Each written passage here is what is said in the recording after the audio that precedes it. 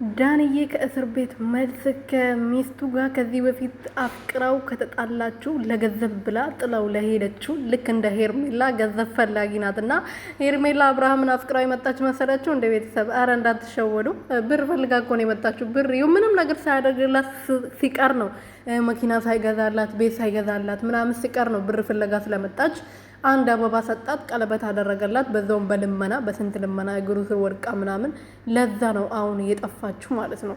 እና ብር ስላልሰጣት ነው። እቺም ደግሞ ብር ፈላጊ ነበረች። ዳኒ ድሃ በነበረበት ሰዓት ጥላው ሄደች። አሁን እሱ ሀብታም ሲሆን መጣችና ከእስር ቤት እንደወጣ ሰምቻለሁ በማለት ነው። እንግዲህ ዳኒ ቀብራራው እንኳን እምቢ አልካት። ሰላም ሰላም ቤተሰብ እንዴት ናችሁ? ደህና ናችሁ ወይ? እኔ ያለው እግዚአብሔር ይመስገን። በያላችሁበት ሰላማችሁ ብዝት ትርፍርፍ ይበልልኝ።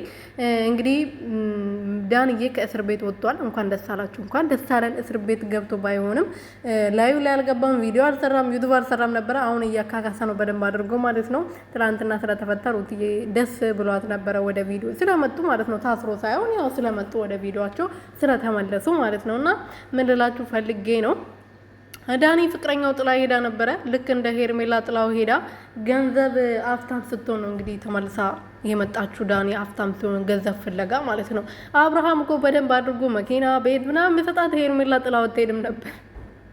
ብር ፈላጊ እኮ ሲጀምር ደግሞ ማለት ነው። ሄርሜላ እንደምትሄድ ሁላችንም እናቅ ነበር እኮ አይደል እንዴ? እንደማዘልቅ እናቅ ነበር። እውነተኛ ነገር እንዳልሆነ እናቅ ነበር። ግን የሄርሜላ ደጋፊዎች ተሞኝቶ ከሷ ጋር ሲያለቅሱ ሲጮሁ ነበር አይደለ? እንደምትሄድ እያወቁ አእምሯቸውን አሳምኖ ነበር እንደዛ ሲያደርጉ የነበረውና አሁን ለምን እንደዚህ እያለቀሰ እንደሆነ አልገባኝ።